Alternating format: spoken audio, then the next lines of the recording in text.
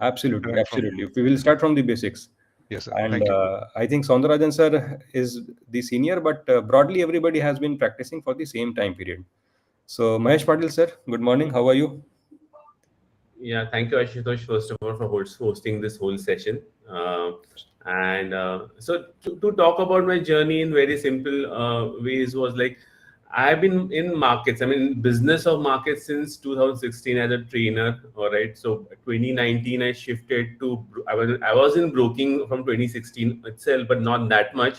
But finally, 2019, just before COVID, I entered the broking business as a sub broker, and then from 2024 onwards, the market started to top out because of the in terms of revenues for a broker because of all the regulations which were happening. So I had to take a conscious decision to diversify because everybody was diversifying, even the brokers were diversifying for their revenue generation.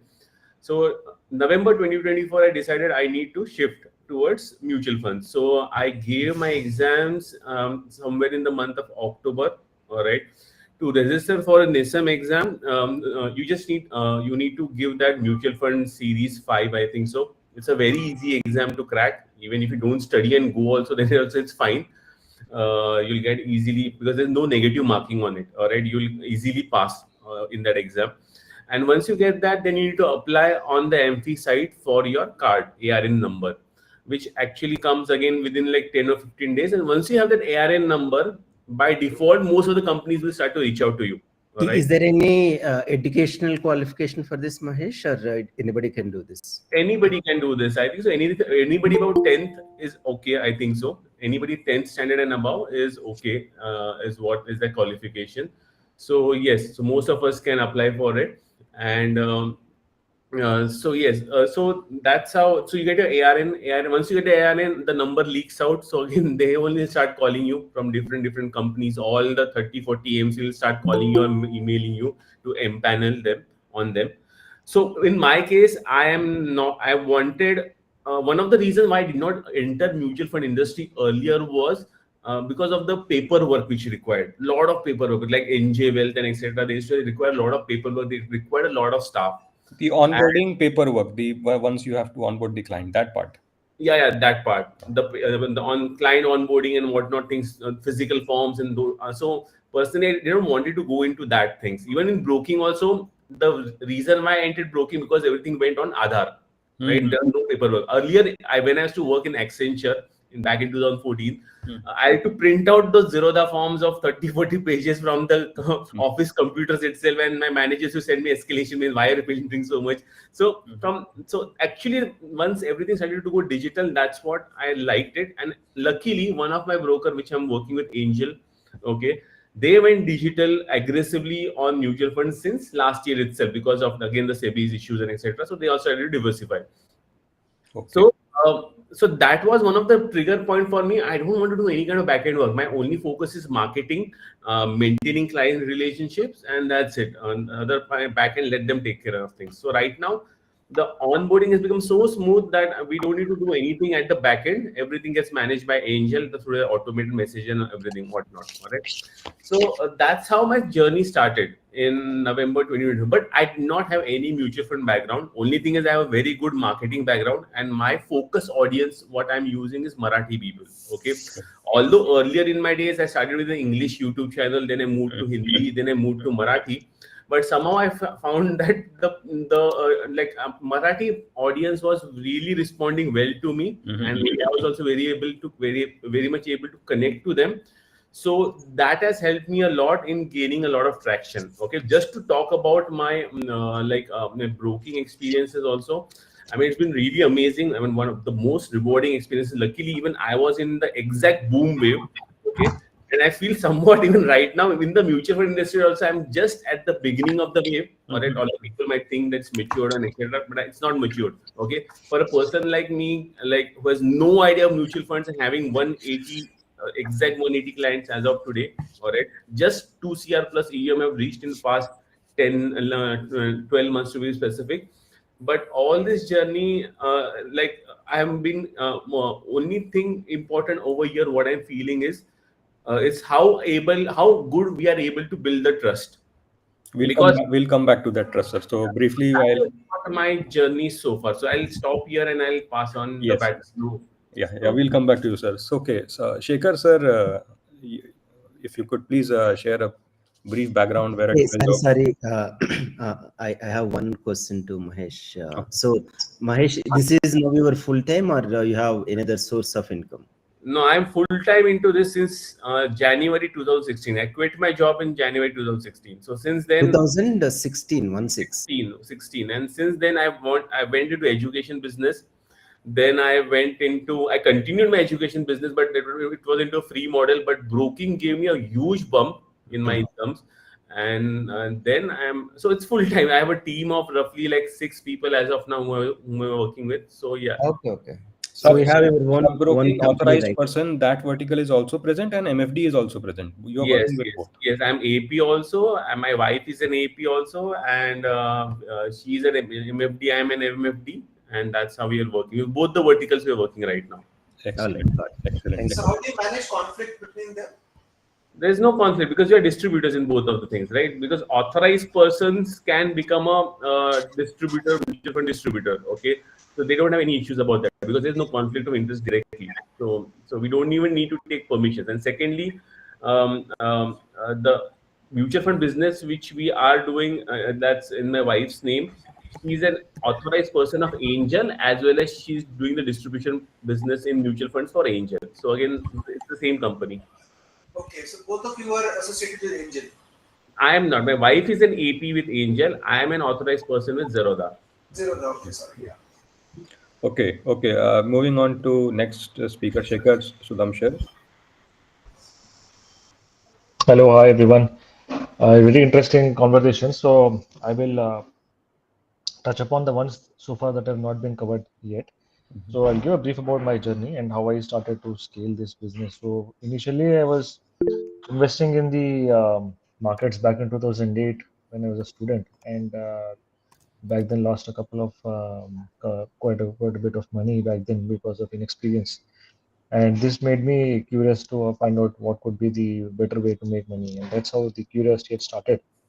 And slowly it took multiple forms of styles of investing, initially quality, then value, then technicals, and then finally landed up with quants because that's where my strength also is in. I'm an analytics person by profession, so and from a bit planning. So I was coding all back then and figured out on the factor models or factor based of investing, like momentum, quality, low vol strategies. And these are all long only, nothing short, no F and O derivatives, all pure long strategies. Then this experience had given good returns personally in our own portfolios, along with my co-founder Deepak, and we felt maybe we can share this knowledge with others. And we started a YouTube channel in Telugu initially, and that gave good reception for us.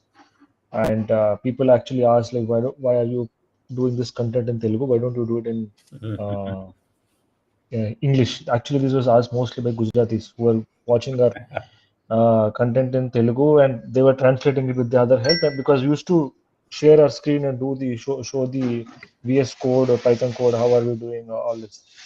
And as luck turns out, slowly this content got in the hands of mutual fund managers and from Shira Mutual Fund, ITM Mutual Fund, Quant Mutual Fund, and also a couple of PMS like Agria Capital in Bangalore, Forcer Park Advisors. There's one more PMS in Bangalore, and then QED Capital in Mumbai. And also it got into the hands of Alok Jain, Weekend Investing, who runs a small case. These people reached out to us if we can help them with one of the strategies, with fine tuning their strategies or backtesting a couple of ideas that they have. So we started out as a consulting, like just like Ravi said it. We also consulted, but we took money, and we thought maybe we can make this as a full-time model. We were still working back then. We thought we could make this money, but at the end of the day, it still is again like a job. You have an employer who's giving you a consulting fee, and you're working for them, and you're not getting the money. You're just getting a fixed fee. He's getting the bigger upside of the strategies performing and more clients coming to him.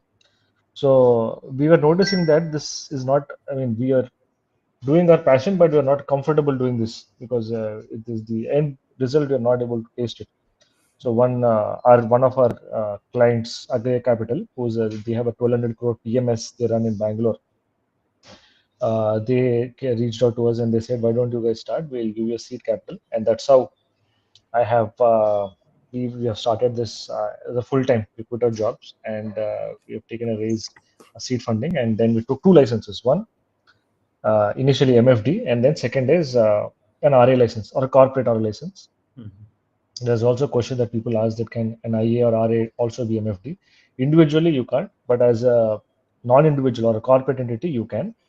I'll share a very good article or a recent circular published by SEBI, which talks about this.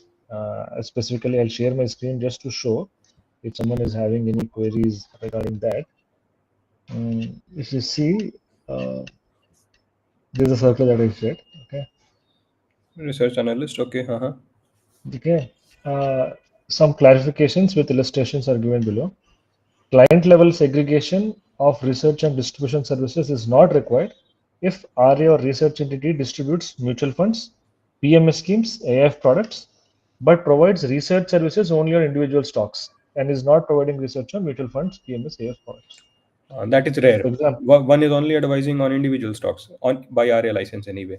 so no one actually does uses RA license for recommendations on mutual funds Mutual or funds. PMS or AIF. So if you're at corporate level, this is a very easy thing because you can do a model portfolio recommendation only on stocks and happily distribute MF, PMS or AIF and SIF. This is what we've been doing now. So we have two things. One is a manufacturing where we build model portfolios, and then there's a distribution thing where we distribute SIF, AIF, PMS and MFD. That's the model right now. And since our content was already popular, it became easy for us to acquire clients. Can you go back there, Shekhar, again? I missed that part. You can give, you don't have to have a client segregation for RA and what's the other thing? Client level distribution. Research and distributor services, not required. So basically, if one is practicing as an RA as well as MFD corporate license, and the RA is not researching on mutual funds and PMS and AIF products, that bundle bunch of stocks. So in that case, there is no conflict.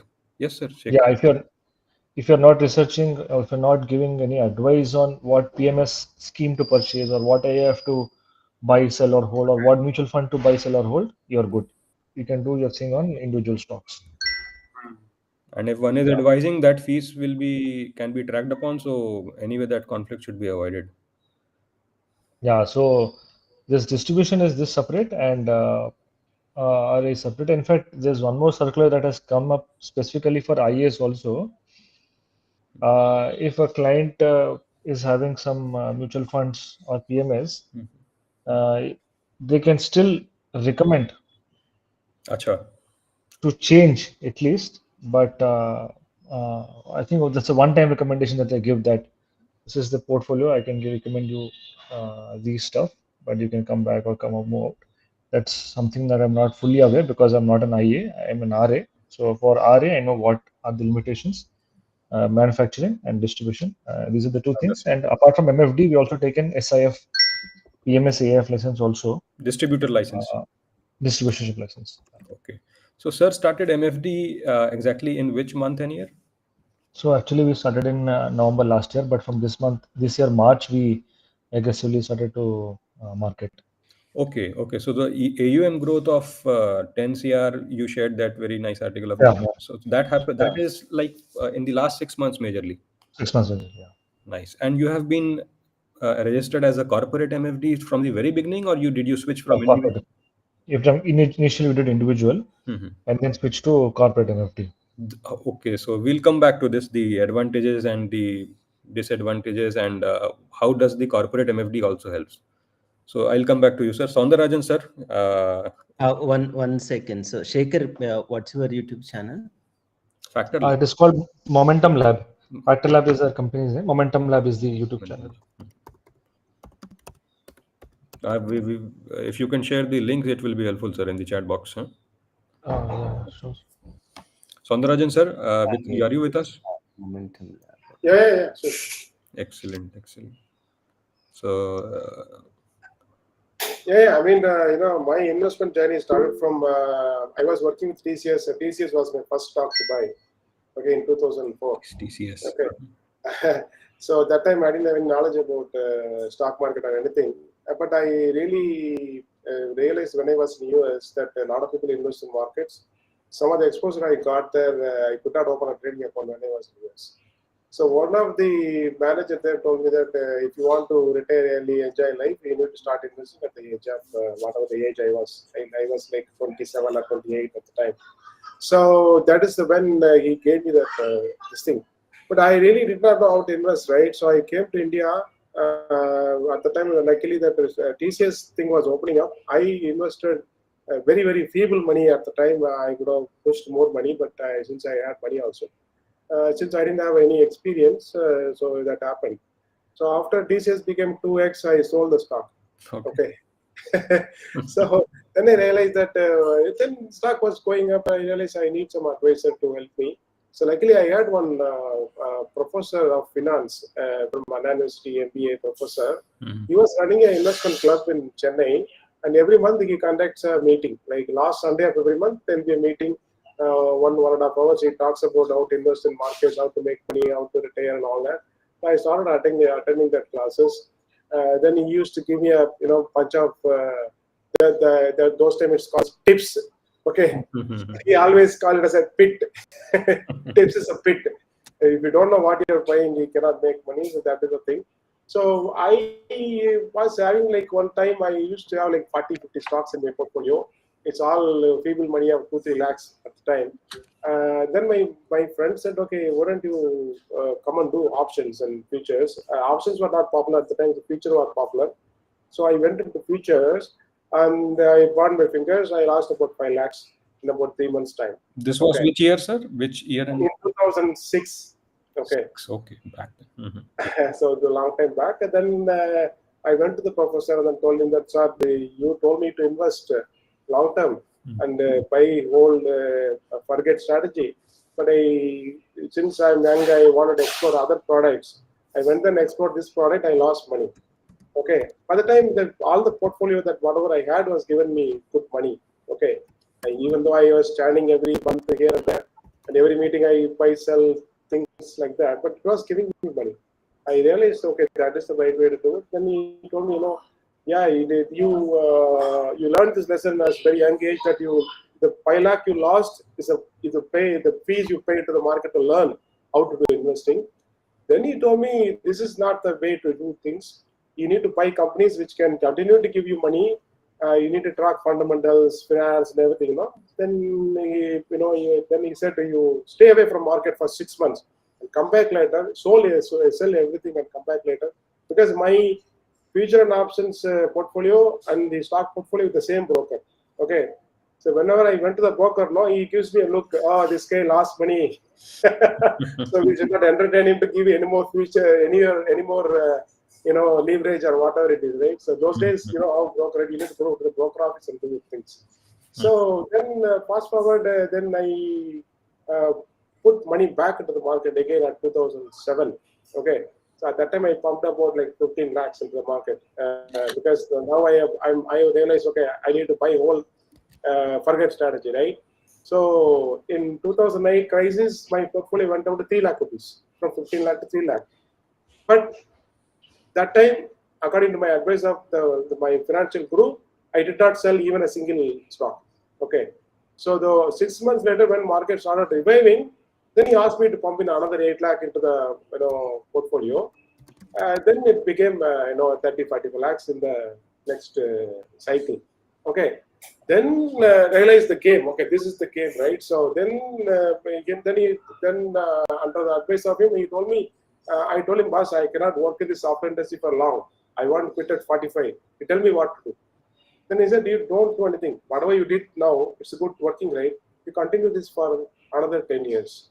Whatever the money you are getting, you don't spend on other than the basic essential. You continue to put money. You make 5 crores, then you call yourself quit. Okay, that's exactly what happened. I made 6 crores by at the end of 2022 or something like that. Then I quit the job. Then I realized over the period, I was advising a lot of people on the side, friends, relatives, and who were interested in the market. No, I was giving them stock tips. Okay, over the course of 10 years, nobody made money. Oh, Because one stock I can give you now, but I would have moved around from that stock to another stock after 2 years, even after 3 months, realizing that money is not, the stock is not moving, or the fundamentals are not behaving well. So we do a lot of things, right, as a trader, as an investor, right? So we move from value to quality, like Sekhar was saying, quality to swing trade. There's a lot of things we do as a, because we are in the market day in, day out. We always think about this, and and all these things, right? We are fully focused, right? So the people who I give like, okay, you buy this stock and keep it, they cannot hold it, because I realize that the problem with them is it is not the stock tips, it's about the discipline, right? Then I realized, my wife realized, okay, they need mutual funds, not stocks. okay. So that is when the shift started from stock to mutual fund. Then if I have to quit job and do this some other meaningful job, then me and my wife decided this is what we have to do, because this is the area where people lack discipline and the knowledge and also awareness. Okay. Then we also realized the Tamil Nadu is a good market, because Tamil Nadu never invests in stocks. They always invest in land and gold and silver, and some cheat fund schemes. Cheat fund. Cheat funds. I call them cheat funds, right? So they lose a lot of money in that. Then they realize, okay, we are not in Bombay. Okay, fine. This is a good market for us. Maybe we can start now. Maybe we can build meaningful purpose to our life, and then bring literacy, and then help them also build a corpus. That was the thought process. Then I asked my wife to do a certified financial planning certification. She did that, and she worked for a wealth management company for 2 years. Then she started. When I was ready to quit, she started. Then 1 year she did whether to go RIA model or RIA model. All these things we discussed. Then we realized nobody will pay for money for service. So mutual fund is the best model. In fact, I had a hard time convincing her to go for a mutual fund model. She was interested in RIA model only because she did a CFP and all that. Then she said, okay, let's go for a mutual fund distribution model. So we started slowly, and last year we had a very good growth. We almost did 4x of our AUM. Okay. So right now our AUM is about 14 crores. Last year, at the same time, we had only 2.75 or 3 crores. Okay. So since we did this for 3 years, and our medium of marketing is only through word of mouth. Okay. Word of mouth. And also LinkedIn. We use LinkedIn to the max. I don't write article every day, but at least once in 2 weeks I write some article. My wife also writes an article. So through that network only we are getting our business. We always thought of doing YouTube, and YouTube is a very powerful medium. We understand that, but we never had time to do all that thing. Okay. So maybe due to the age, I'm 50 now. Maybe due to the age that the people who are coming to me are 35 to 40, 40 to 45, even 60 plus, even 50 guys. So all these guys are coming. So they are able to, once we do the planning first and make them understand, it is not a zero-sum game where that you do to put money today, the money goes next day 10x. You need to spend 10 years minimum to see a meaningful growth. You need to continuously, uninterrupted money supply you should give to this.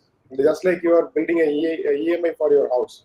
Yep. So that is a process we give them. So they understand that. So now in the last 1 year, even the market went down. Nobody bothered us saying, why market went down.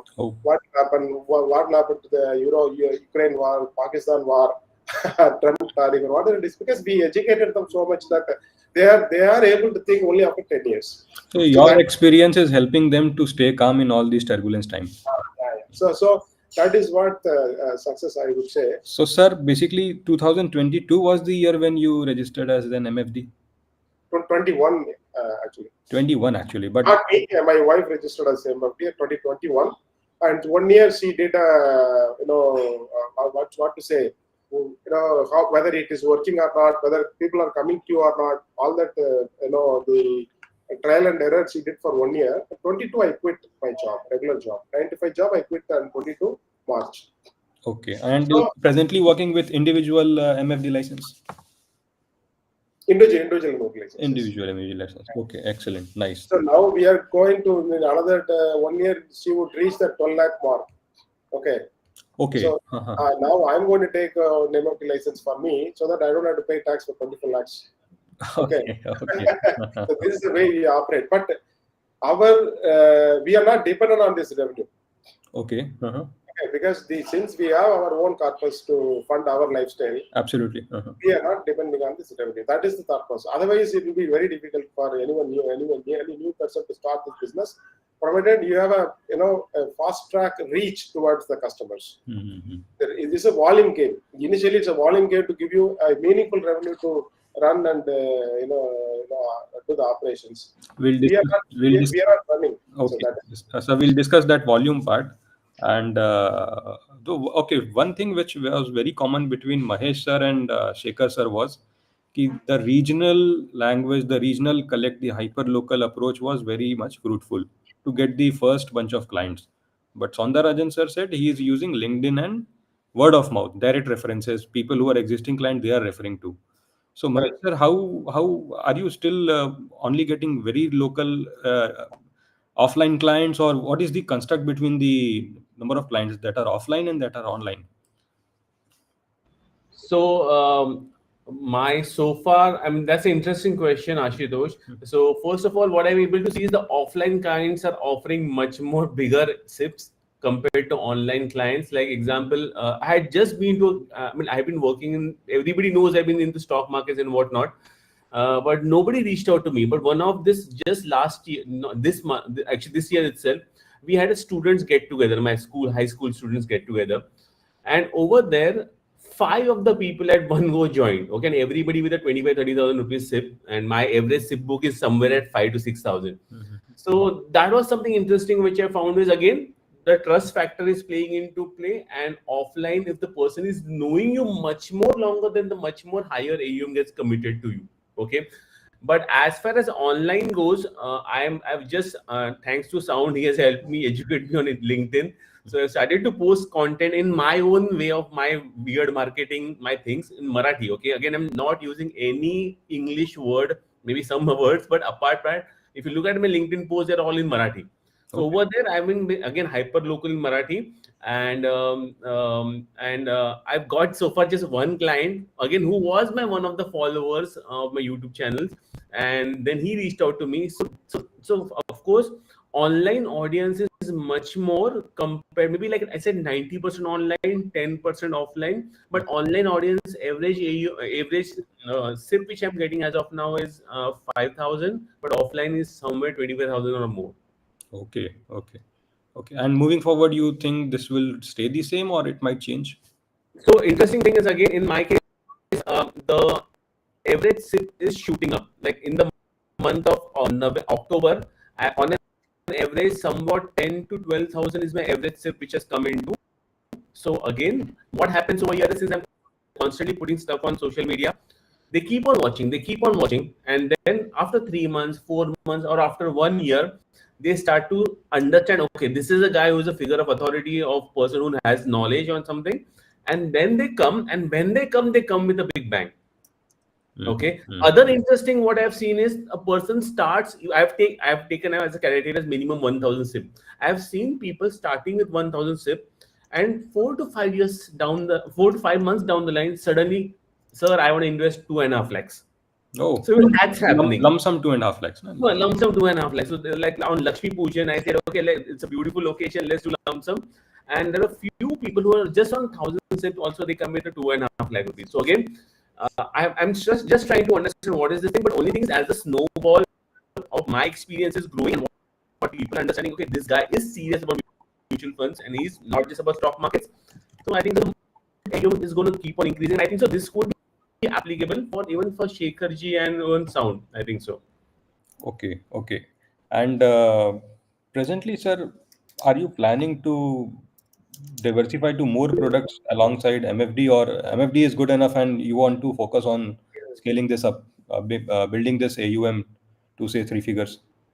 So yes, so my focus right now, of course, my primary bread is broking. All right. So interestingly, what is happening, and again, I had spoken this with Sound also. The interesting thing is, since I'm doing most of the business with Angel One, okay, the MFD clients, whoever are coming, 10 15% of there is 100 rupees of mutual fund AM, 10 rupees will go to broking.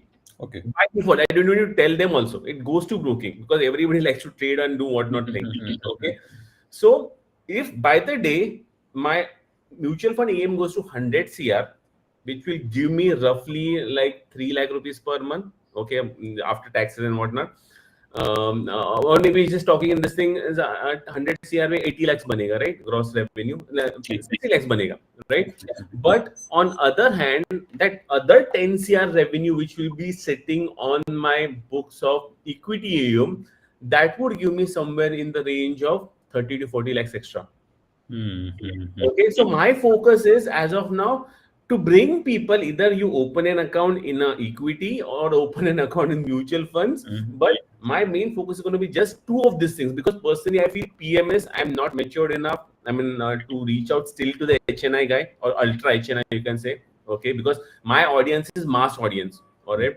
But as time goes, my Instagram blows, my YouTube blows, and then people start to follow, then maybe that HNI or super HNI might start to come, which I'm still, my highest client as of now is at 16 lakh rupees in AUM. Okay. So, and I've still not cracked a 1 crore client. So I think so for now, I won't diversify from equity and MF. I will focus only on this because I personally feel MF actually will make us MF is actually much more easier compared to all these other products, because again the headache is not that much, is what I feel. Because in PMS and etc., again it's very what you can say, the performance, I don't know how good they are, and again how long-term performance would be, nobody knows, because there are again a lot of churning happening within the manager levels also.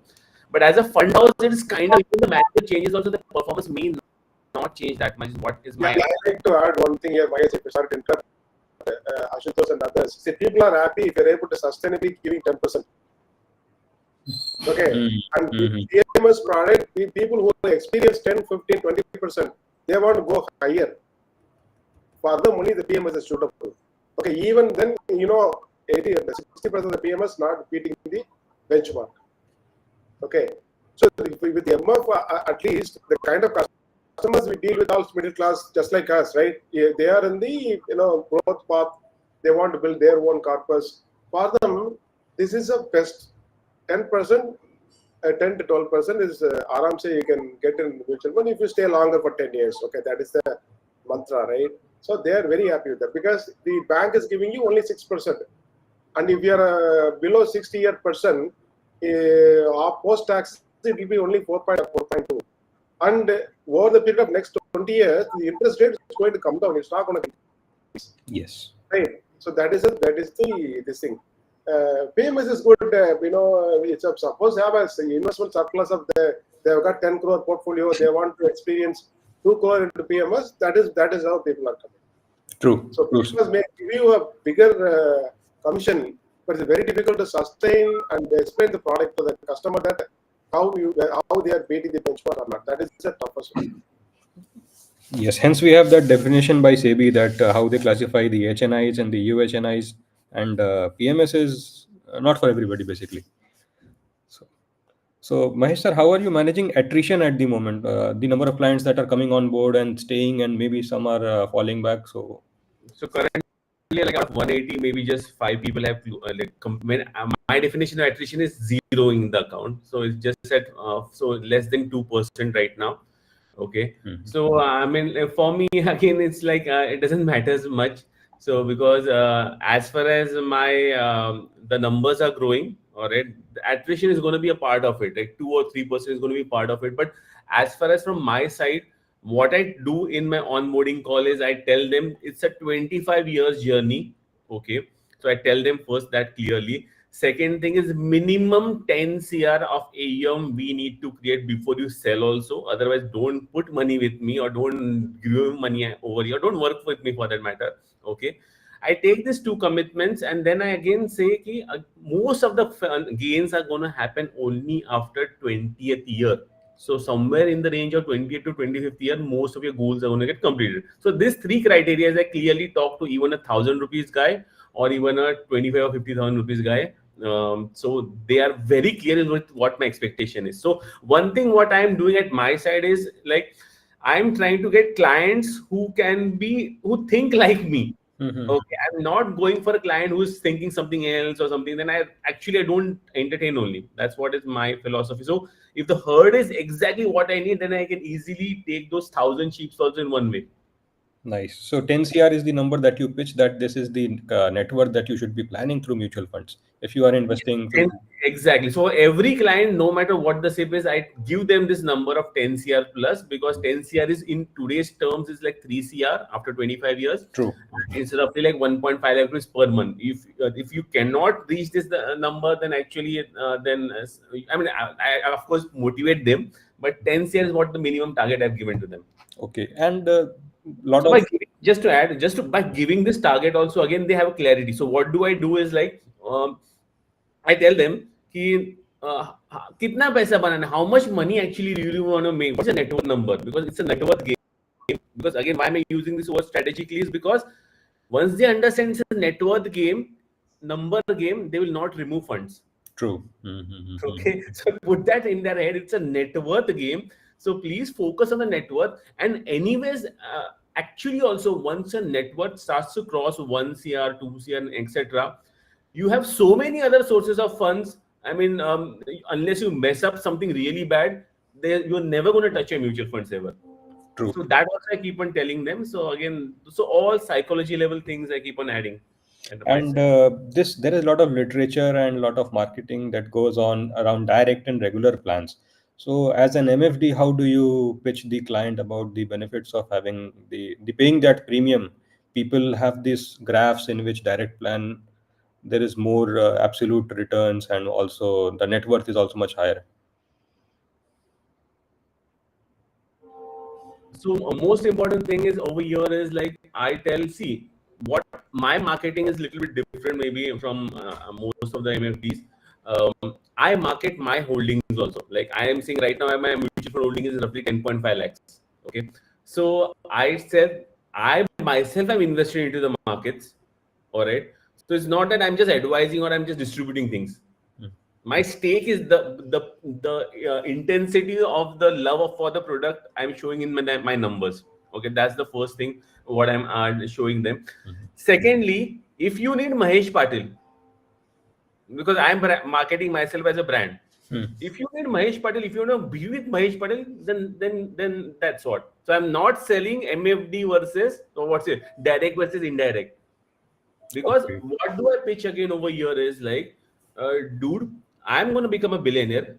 Do you want to be one of the guys in your circle? I could be that one of the person, because the law of average of 5 is there, right?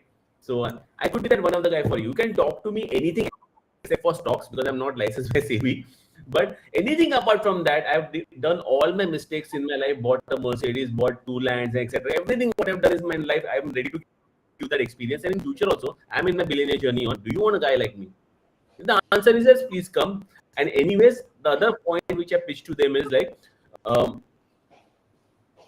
the bigger people, the ultra HNIs or who are like 1,000 crores and etc., everybody has an advisor and they don't mind paying that half of 1%, because their focus is earning their primary income. So I'm making you learn the art of thinking like big people. So again, that is something which I pitch. Understood. And Understood. to be frank, Ashutosh, nobody cares. Okay, they want advisor for sure, because I know one person came to me. He knows me, is in my apartment. Okay, he was started doing Chota Mota through Scriptbox. Okay, at one point he ended up having 50 mutual funds spread for 5-6 lakhs. Okay, so when he came to us, we told him, what is the use of this? Doing this, correct? Because Scriptbox automatically does things, correct? So then we explained him, boss, this is not the way to do it. Just like what Mahesh Patil is saying, your net worth should be 10 crore in 10-15 years. So you should be aggressive on, putting funds now and controlling your expenses a bit, right? I'm not saying you don't expense, but control that urge. Put the money here, direct the money here. You have to be a 10 crore in another 10-15 years. So what you should do, for that you don't need 100 funds. You need only 4 funds. Very true. Very true. Okay. Also, very So that is, then when we talk like that, they don't care about the commission at all. The person who cares about commission, he will end up losing money somewhere else for fees. So Absolutely. that is There is a lot of literature also, sir. I have read that mutual fund holders, unit holders for the long term, under the regular plan, under proper known with some background advisors, but they have outperformed and in fact created alpha than direct plans, which jump out and they jump in again, and they jump out and then jump in again. So, correct. The one more important thing I will tell you in this forum, which is very, very important for all of you. See, we started suggesting a fund called equity savings. Okay, so it's a fantastic product, equity savings. It is with the equity taxation, but it will beat the your FD interest. Okay, because the product is designed such a way that 60%, 30%, 40% into debts, and the rest of the bit into the equity and arbitrage funds and REAT and all that. Okay, their primary aim is to give you 2% or 3% more than the FD interest. That is the fund manager job. Okay, so we gave this product to one customer. He was investing 40,000, 50,000, something like that every month in SAP mode. Okay, when we look at the product at Value Research today, if you go and see the return of that product, it is only 5%. It says 1 year return. Last 1 year return is only 5%. The product name is Kotak Equity Savings, HDFC Equity Savings. I don't remember what is the product name, but the SAP customers have got 12%. oh, Okay, because he's putting in money every month, and market isn't down in the last 1 year, right? He was able to collect, much better units, and his return is different. That's why I always say, what you see in the media, what you see in the all this websites is totally different than what actually the investor is experiencing with you. true. Okay, so when we showcase this, they get elated. This is as advisor, this is what we have to sell to them. Absolutely, because the platforms are so many, everybody is pushing direct plans. But by saving that 0.5% or maybe 1%, what exactly people are benefiting out of it? We don't know. Maybe they are not able to create alpha despite investing. But with some advising, one can have proper hand holding and actually create better returns. So that's what I like Magesh says, people should not worry about the fee. They should worry about when will I make 10 crores. Absolutely. That should be the goal. Right? True. If you can go by sell drugs, please go and sell drugs. Right? So that is what it is. Very true. So, Mahesh sir, one more question I wanted to get your insights on. How are you managing this 185 clients you said you are? So, are you using some platform, some NJ Wealth, or some? There are a lot of asset management platforms, wealth management Yes. So currently for mutual funds, we are working with two of the brokers. One is Angel One, that is a primary where 90% of our holdings are there. And the second one we are using some a new broker called as Wealthy. Okay, Wealthy. Yes. So Okay. I normally prefer going with one only, Angel One, again because they are offering 100% in commissions. They don't take any cut. Okay, whatsoever. Okay. So because Angel One has their own agenda, again, like I said, the logic. If 100 rupees come, 10 rupees goes to equity in AMs. So that is their logic. And again, Angel One is also in coming days going to be offering PMS services and whatnot, other things. So mainly I'm working with these two platforms as of now. And how am I managing so far clients? And okay, just to learn and give. I've thought, I've seen like Gajendra Kothari's podcast. I've seen the other Kirtan Shah podcast. Everybody's in the range of like 2,000 to 5,000 clients. So my only question is, what am I selling right now? Can I sell even up to 5,000 clients?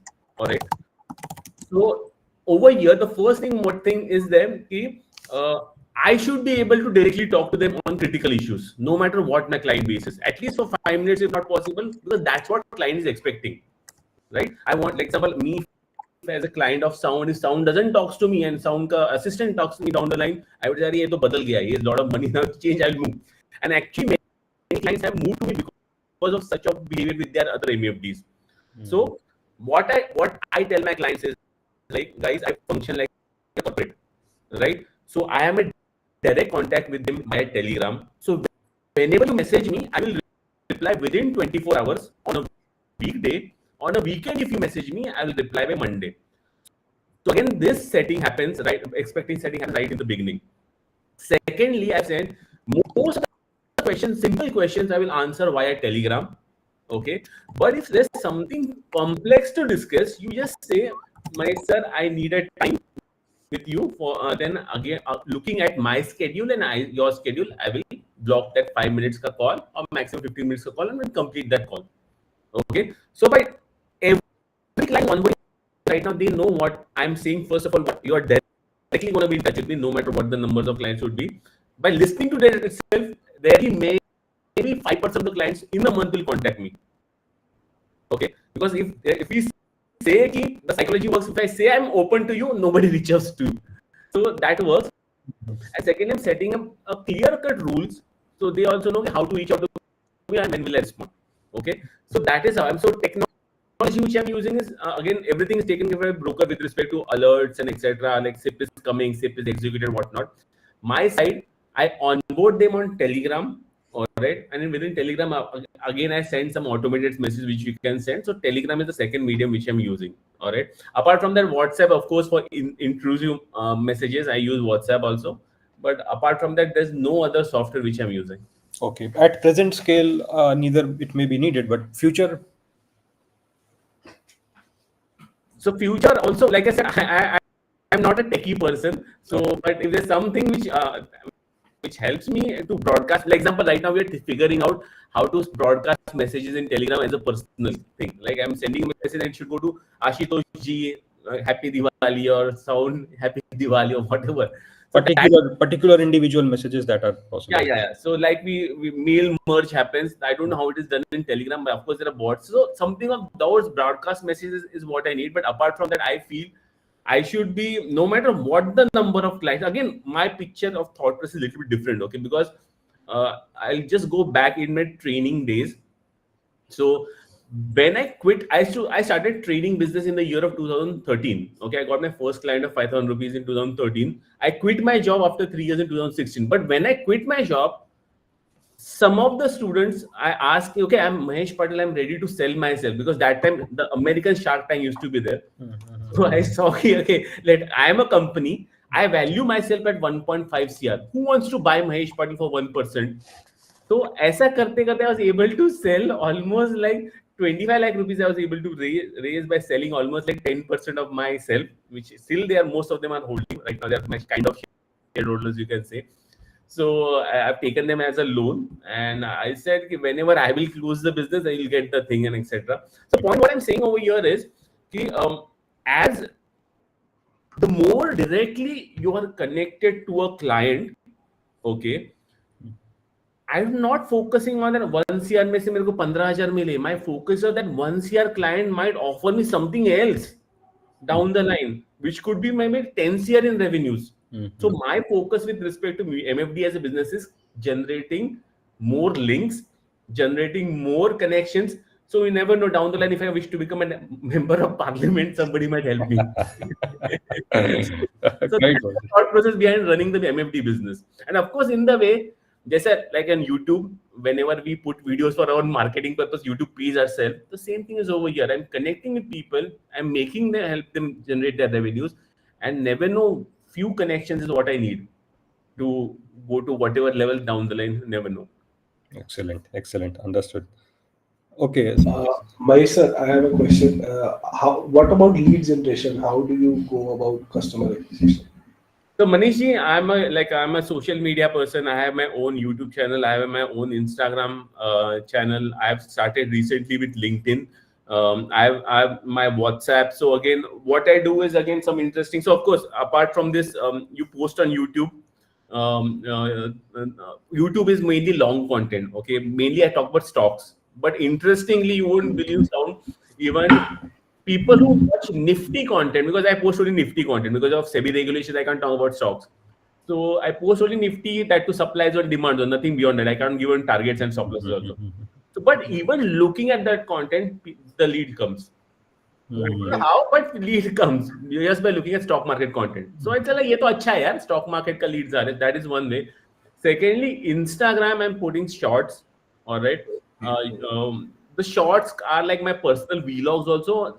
Sometimes in between I put some education. Like today I put some educational thing about the lens card IPO where 20 mutual funds have subscribed for no reason. So ऐसे करता हूँ मैं. और then apart from that, Facebook में mostly it's my family audience. Because again, from my experience of my school buddies, what I'm able to understand is ये family वाले जब आएंगे बड़ा पैसा लेके आएंगे. So Facebook I'm putting. And finally, even the leads which are coming on, because we bring the leads on WhatsApp by clicking on the WhatsApp link. Okay. The links are posted in all the social media handles. Directly the link comes to us with no forms and nothing. They'll just message, I'm interested in mutual fund. The people message will come in.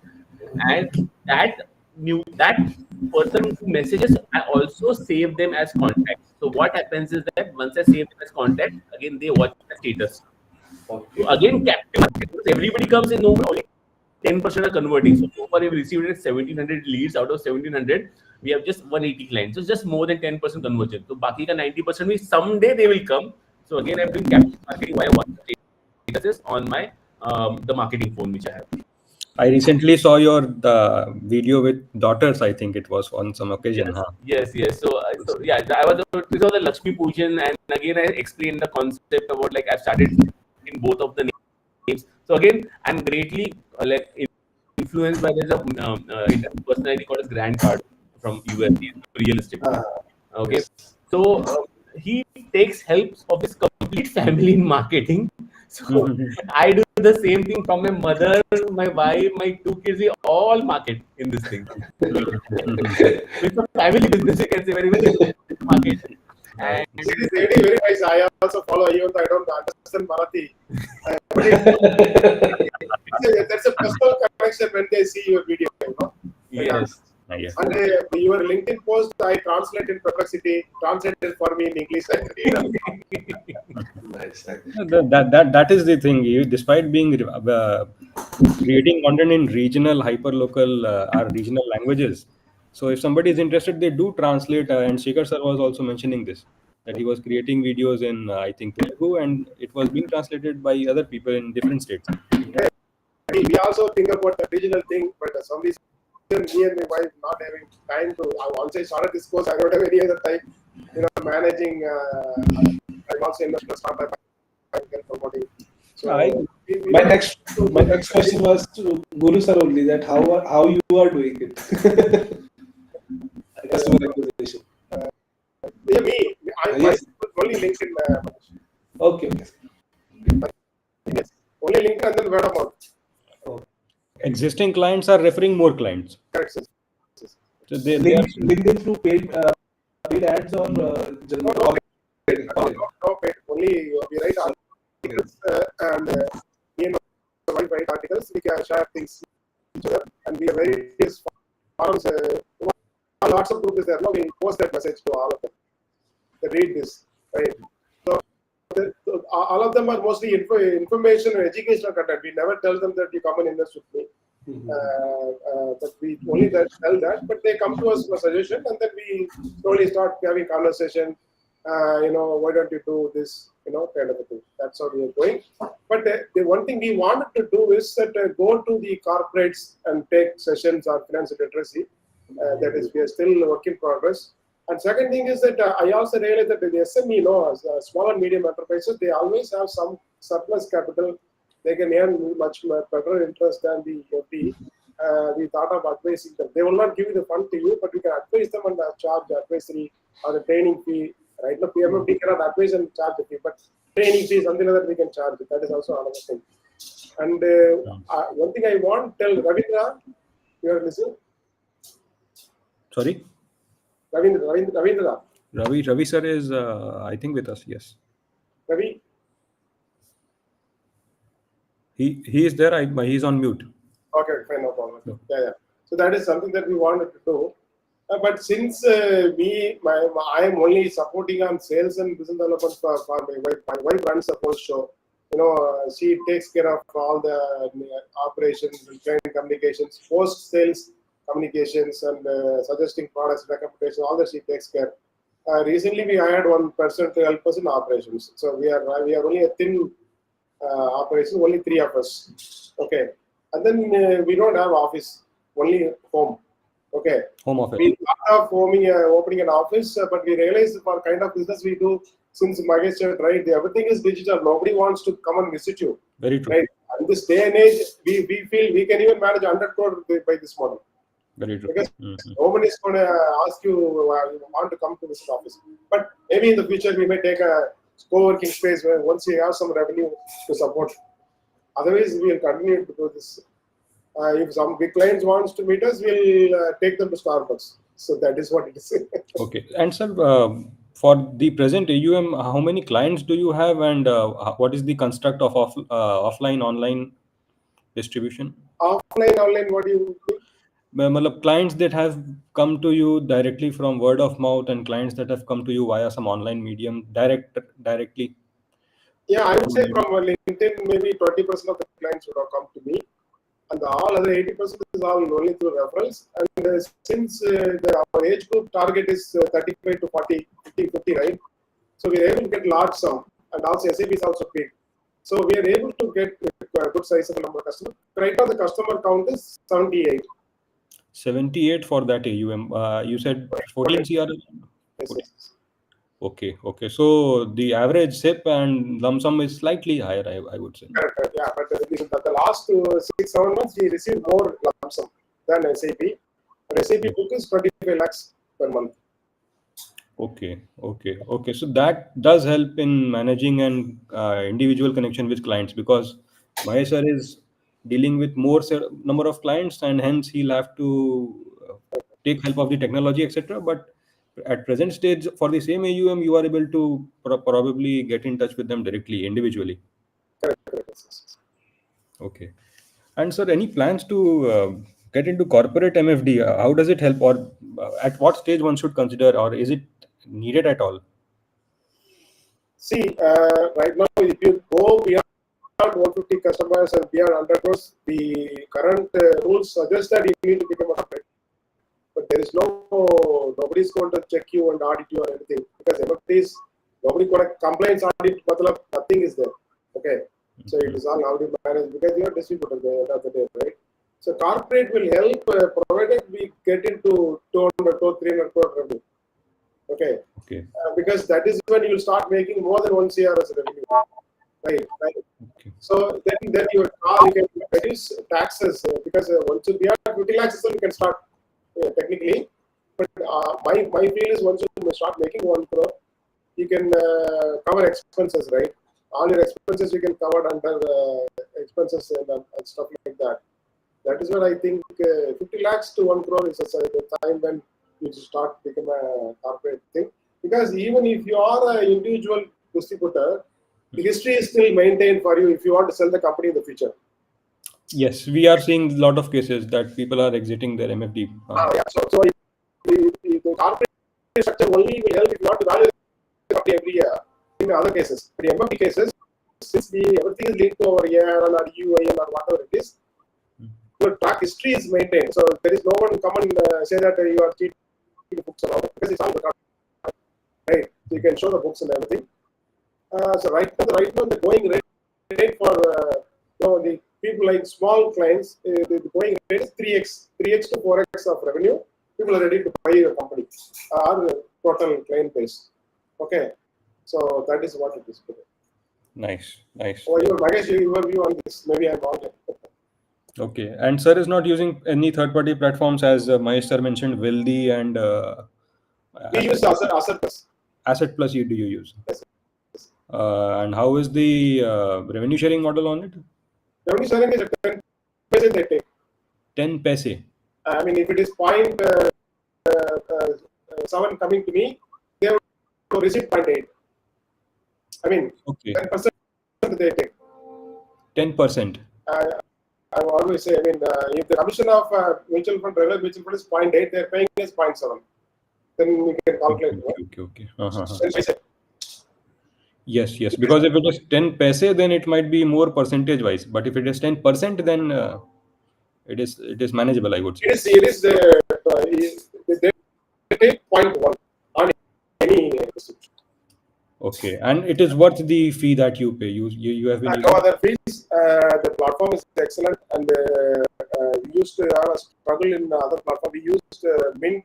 Mint is also good, but Asset Plus is better. Mint charges a lot of money. When we want to go for your own label, private label, they charge a lot of money. They'll ask 2.5 lakhs rupees per year. And then recurring also. So that is all very high for us. We used this, what is it, the Kotak Mahindra platform. I forgot the name of it. Chunk platform. Kotak Cherry, I think. Kotak No, Cherry. not Cherry. It is Fund Expert. Fund Expert. Okay. There's a chunk one we used initially. We had a lot of troubles. The Asset Plus, the most good feature is I give a link to a customer.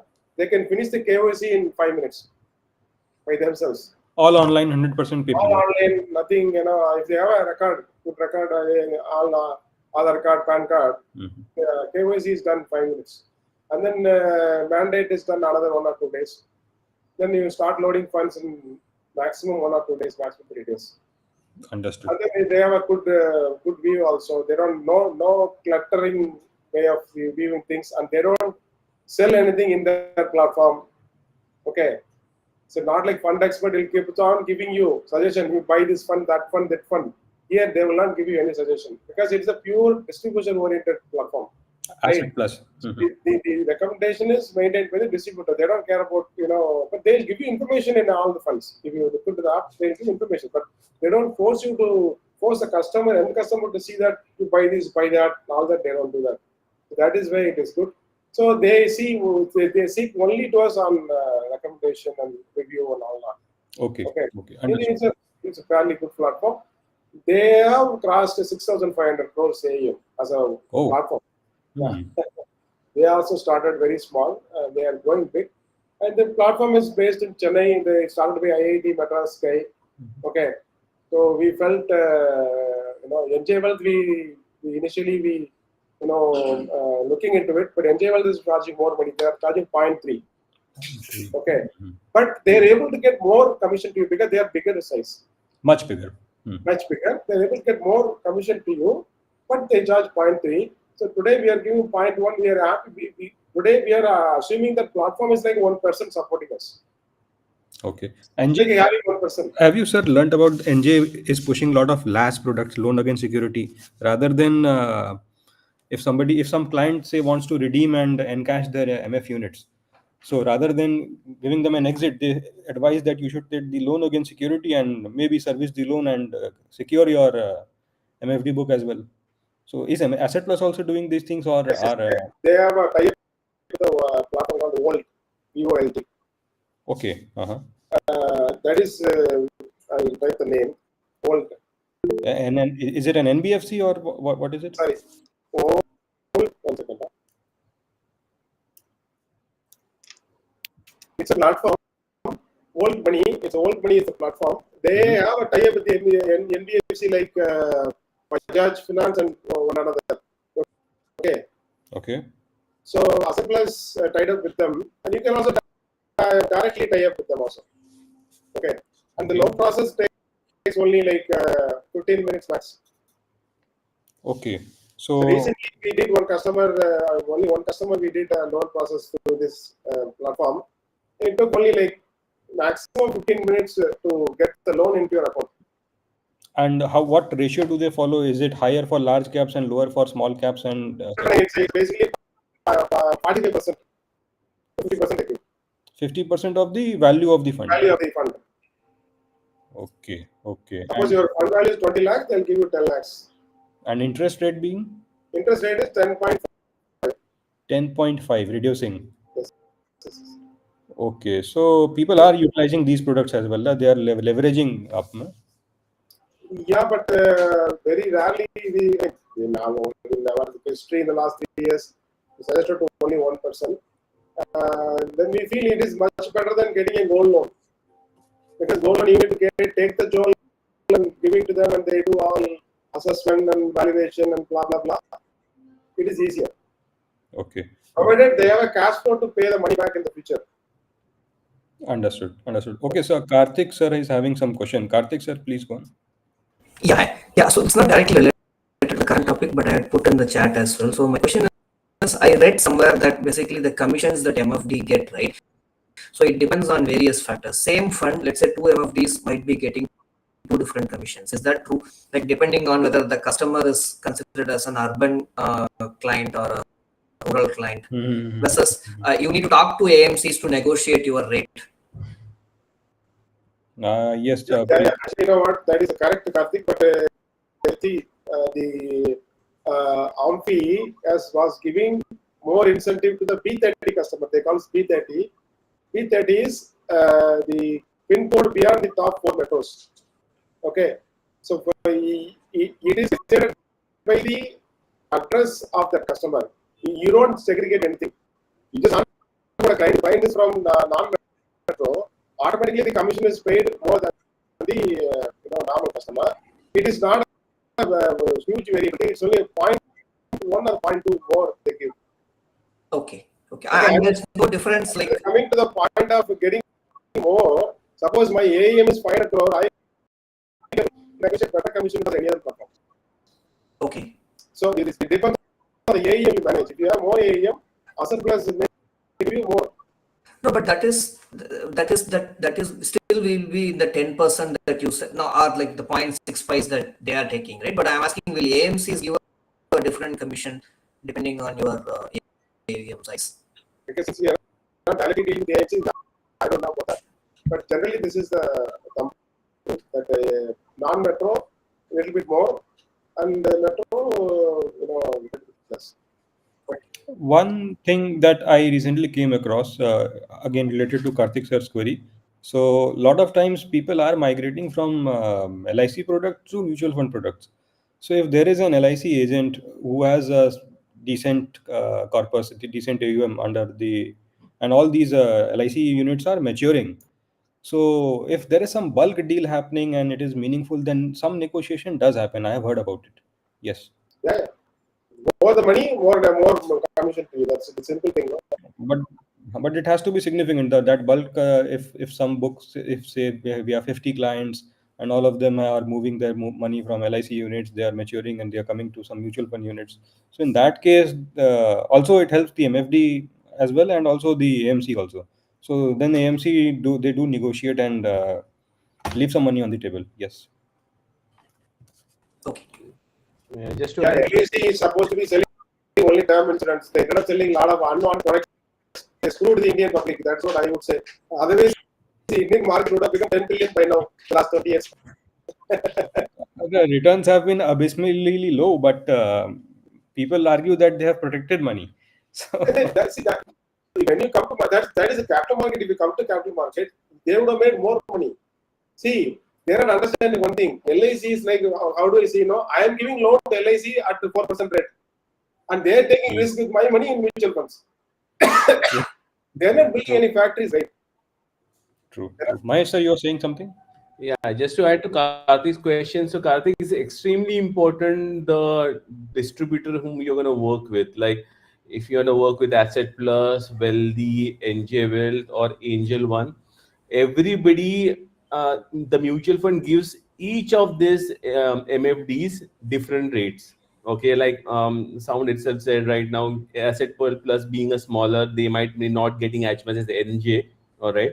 And in this case, NJ and Angel One both gets the same, but NJ takes a cut while Angel doesn't takes a cut, right?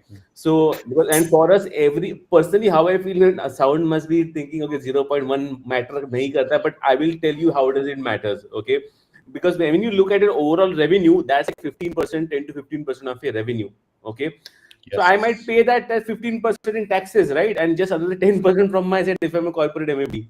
So it does matters, every point matters. So maybe in the shorter run, it may not, but as your AUM grows, as your commission grows, Kaiko is 20% difference. Why should I pay somebody else every month? I'd rather pay it in taxes and get the whole net from somebody else. So it's extremely important which platform you're choosing. Ideally, I'll suggest to choose at least 2 platforms. And my personal strong suggestion would be, you have to work, if you want to enter a distribution business, you should enter a wealth management distribution business. What do I mean by that? You need to be a broker. You need to be MFD. You need to provide limit. You need to be a POSP. POSP means insurance and other everything you should be able to offer, because that customer is going to come and question you. Okay, even if you don't sell health, he will come and maybe out of 100, one will ask you, what Karthik sir should I buy in health insurance? So that time you should have that product. So it's better to go with such kind of a MFD who's offering you the complete range, right from broking to whatnot, everything. Got it. Thank you. So distribution first approach, and it does add up because yes, it is technically it is 10% of your revenue, and it is all about priorities. But not sure. Asset Plus has been gaining a lot of ground, and they are onboarding a lot of clients, a lot of MFDs. So whether it is the tech part that is helping, or whether Really it is tech, the and so I brand, receive like for me, I'm paying 1%. That is how I feel with it. they are also funded by Zerodha, so all of that brand effect also helps the MFD. Not sure, but yes, they are trying to push it, and people are accepting it. Yeah, I think to understand that, to answer another question to Karthik and few people who wants to get into this, the immediate revenue enhancement will come from the selling term insurance and health insurance. They give you better commission. The only thing is your upside is limited. In the case of SAP and lump sum, people can even park 2-3 crores with you. But in the case of term insurance or health insurance, they will only pay 50,000 rupees every year, right? Yes. But the commission is still large. And I personally feel the insurance thing is a little risky also, because you yourself do not know whether the claims will be like, people can, because they will get hold of you. They will ask you like, hey, I put a health insurance here. That is also there. Correct. That is correct. Servicing is another issue. That is why we sell insurance. If someone wants only the surplus, they take care of it. You don't deal with them. Better to do only term insurance. So we sell only to the asset plus platform. They have insurance division. They have a customer care, everything. So you are servicing, but they take it. But we earn less. But the headache is also less for us. Yeah. Unless I appoint a person to deal with it, then it is a problem for me.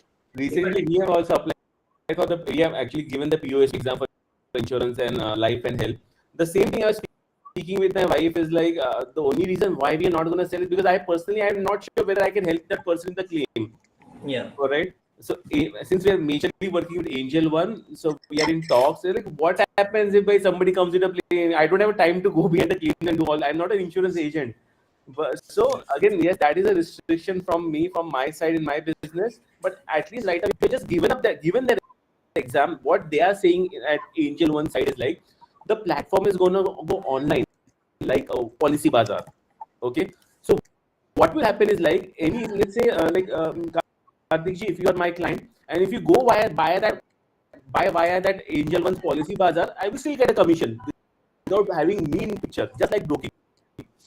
So that is the reason, again, one of the reasons I'm aggressively selling you guys Angel One. I'm not saying anything, but the opportunity what they are offering, I don't think so any other MFD is offering. Okay, Yeah, absolutely. It's out of question only, but Angel One is truly offering amazing opportunities with respect to earning multiple incomes without even directly interacting. Just they want you guys to onboard the client.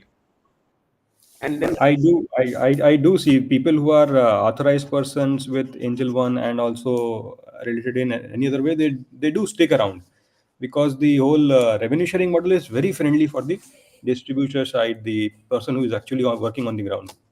like I've been working with Zerodha and Angel. Our revenues in Zerodha has dropped by 60%. But Oh. Angel One is steady. Even after all these things, whatever has happened with broking, SEBI regulation, etc., still maybe just 10% they have fallen, but which is very minuscule. And anyways, right now it's recovering also. So because they are offering they're so user friendly. It's like it's a online discount platform, but at the same time they're offering like a full-time broker services to everybody, and especially. Sound, you can of course give your experience. Even Shekhar has joined with respect to Asset Plus. Angel people come and meet us almost like every 15 days. Person, sir, kaise ho, kya ho? They are taking us to trip to Macau and whatnot. So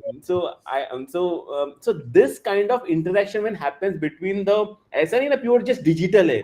It's like I'm doing dhanda with Angel One. Literally, I'm doing a dhanda with Angel One. The kind comes with the Diwali gift. He takes us to Macau and whatnot. So that also gives us more energy about working towards them. And whatever feedback we A lot of provide, we can provide. So lot of personal touches there. It helps. I think so. You guys should share. I think so. That would be also interesting how they are interacting with you guys. Shekhar sir, actually, two questions directly related. Also, Shekhar sir has a call, so he'll wrap up in 15 minutes or so. So, Shekhar sir, if you could share the major benefits of corporate MFD, because you have been enrolled as an individual MFD and then you migrated to a corporate MFD, and you are working at a corporate MFD along with the Asset Plus model. So they do share. They have a what is the revenue sharing model and how is it helping your corporate MFD business? Yeah, sure. So I think I dropped earlier because I had a client call, and to just summarize the point that I earlier mentioned. So we have a very healthy SIP book that is growing, especially from the people who have invested, especially let's say people from Microsoft, Amazon, or TCS who's working in the IT companies in Hyderabad or Bangalore, and also people from across the country reach out to us, let's say from Coimbatore, Chennai, or Patiala, Jalandhar. Now, when people from all of the places and even the NRIs they come and invest to us, what happens is the platform when they see when they download, let's say NJ Wealth or Prudent or Asset Plus, these are some of the platform plays, or you call them as national distributors, and then there are you can directly tie up with the AMCs, or you can have you can only custom build your like a BSC star MF by having different AMCs with you. The challenge is to build the trust. If they see that it is an institution like a private limited or LLP, like invest in it with, not like a single individual name that builds more credibility. Secondly, especially since you've raised funding and you want to go the route of institution, let's say we have investors, it looks more professional than in establishing a private limited, because they also see what is the money flow coming in.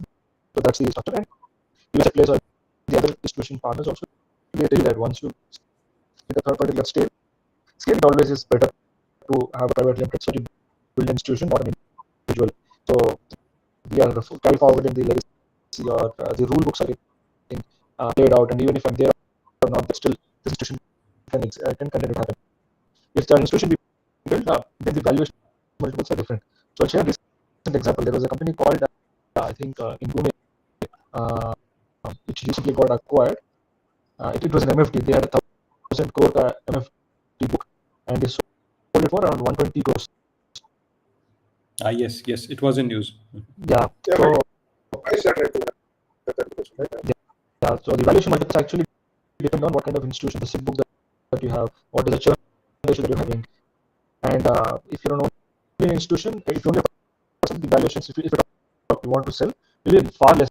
It will not even be 10%, 5 to 6% or 4% of the AUM that you get.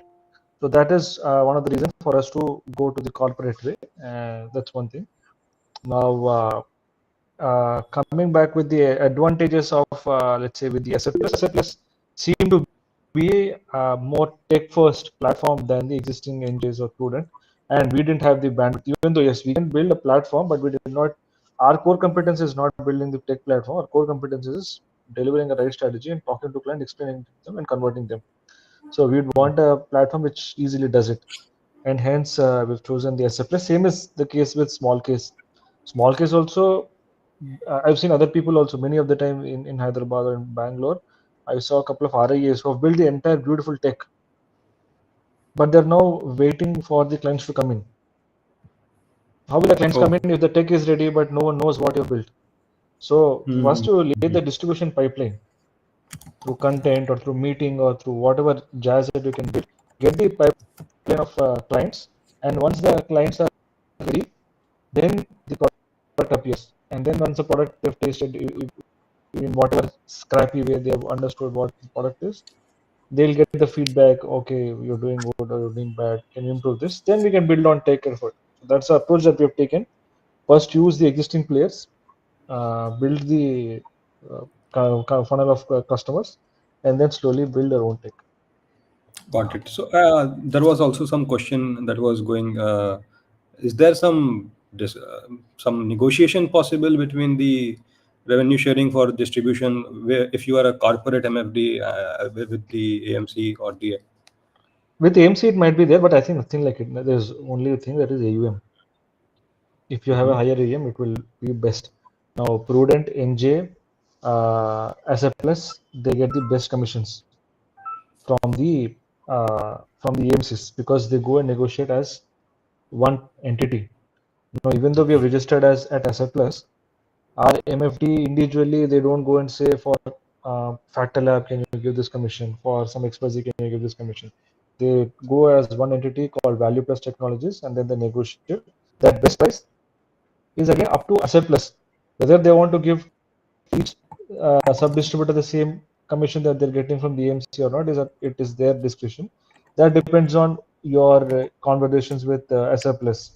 So for SF Plus, we have shown the growth and we have shown the potential. So we've asked for a good deal or commission share. It is like 90-10, whatever they get, 90% we get and 10% they get. And that can also be increased. But yeah, right now our objective is not to tweak on the this proportion of what commission you're getting. Our objective is to first grow the top line, then figure out what the bottom line can be improved. Because 10 crore, may 15 crore, 20 crore, may bottom line is very small, minuscule, like 25,000, 30, 40,000. Instead of 10,000, actually, if we focus on increasing the 10 crore to 100 crore, once we are big, obviously they'll also come to the table. They'll give respect and say, please come to our office, let's discuss. So we don't want to hassle on that. First, get the great experience, scale, and then worry on the bottom line. It is the volume game, basically. The Yeah, more the volume. Yes. Okay. Karthik sir is having some question. Karthik sir, please go on. Yeah, sorry if it is a very basic question, but when you say corporate MFD license, it's like your clients are corporate companies or No. Corporate MFD, is the difference between corporate MFD and an institution. So what happens is individually you can apply for an MFD license, clear the exam, set, done. You're a sole proprietor. In corporate, what happens is we have a private limited, and in the private limited there are partners, there are employees. Anyone within the company can take the NISM MFD license, and they'll get a EUIN, Employee Unique Identification.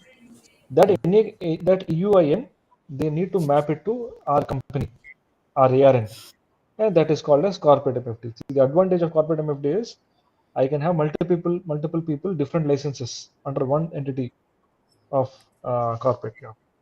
so you can have like IAs as well in your company and MFDs as well, and for that you need to have like just a business entity setup. Is that right? Yes, You don't need to yes. have MFD and IA.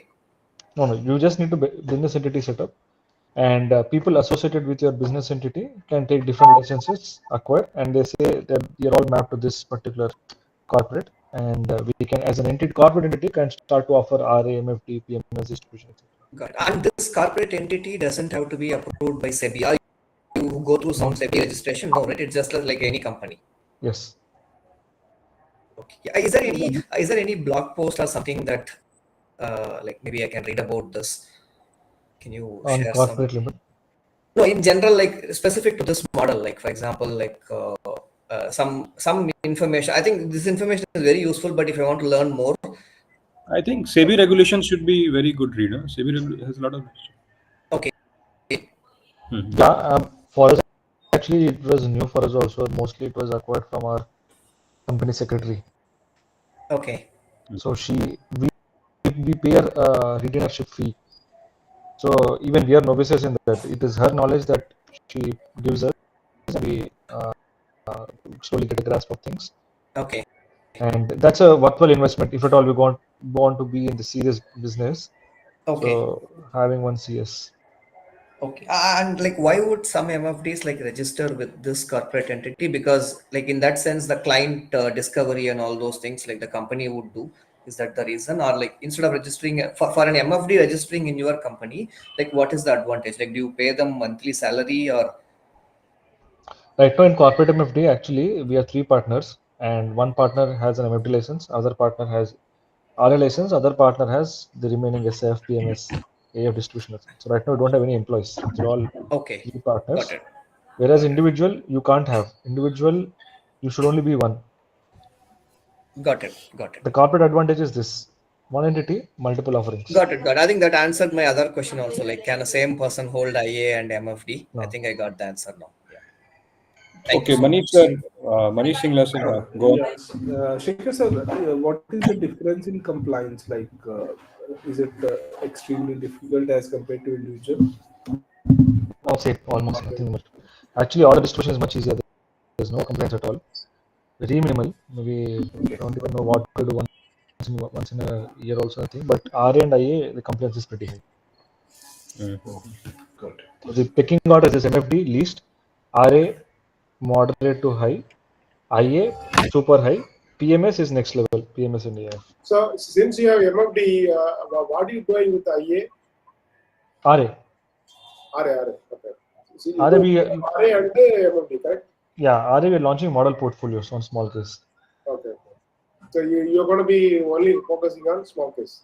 No, small case and MFD, both separate. Two mutually exclusive. A client can have a client has mutual fund for the long-term wealth and stock model portfolios for tactical short-term allocations. So the MFD also you're launching it to small case. No, MFD is a separate already on asset list. That is work already continuing. It is going on. The model portfolio will be on small case. And Shekhar sir, when you were not in the meeting, I asked Guru sir about customer acquisition. So how you do customer acquisition? Is it through social media or some other way? Yeah, it is usually through social media. LinkedIn, YouTube are the primary channels that we have. Apart from our own referral network that we have, especially we tap into our own alumni of our colleges. From there we do. And other thing is, in general, we try to meet more people. That opens up a lot of avenues. So sir is having a very, I would say, a 10-year plan. Hence, the corporate MFD helps. And from the very beginning, you are onboarding clients under that EUIN. Yeah. When you have a corporate structure, your cost of running will be little high, right? The compliances, Yeah. company secretary, and timely filing of taxes, GST, Yeah. all that, correct? Yeah, around 20 to 25K per month goes into these CA and CS work. Okay. Yeah. Right. And is there some norm as well that beyond certain threshold one has to get into corporate license For MFT? for MFD? For MFT, I don't think so. But for RA, there is 150. RA, though, yes, we have read about it. 150 Yeah. is the number. Okay. Question here, like when somebody goes for this corporate license and this MFD license, there has to be client level segregation, right? There's no need. In the earlier session I just showed, I put a link here also, that if you are not giving the same recommendations, then there is no problem. I'll again paste it here. So basically, we are the MFD is not distributing PMS and other products in that case. In the corporate license, if you're the RA or the IA is dealing only with stocks, but distributing MFs, PMS, AIFs, fine, no problem. Yeah, but for distributing MF, they will have to like tell somebody that buy this, right? So that can be considered as advice or like that's allowed. So actually, when you're distributing, your recommendation that is there of what mutual funds to purchase, etc., it doesn't have to be explicit. It's a one-on-one conversation, and in fact, the MFD or the AMFI rules also say there's a specific term for it. It is called as incidentary advice. As in, a client is asking, what should I do? Only then the MFD responds, I suggest maybe these, but not overtly. Even if, let's say, client is not asking and still you're saying on your website or platform that you buy Parag Parikh mutual fund or you buy this XYZ mutual fund, then that is a recommendation. Then I don't understand why are people for both of Why are people? along with MFD, because it's a no-brainer. Yeah, MFD is a no-brainer actually. MFD is a killer business. Yeah, because people can do both of them together. See, the one reason why people would not go for RA would be basically because they can't do any distribution. Yes, absolutely. For us, the solid base that you're building is from MFD only. The RAs is for people who still want to have that itch of dabbling into stocks. For wealth generation, there's no great product than mutual fund. Even the PNS also, they're not tax efficient. MF is a great product. Win-win for everyone. But to solve for some use cases, we launched this RA.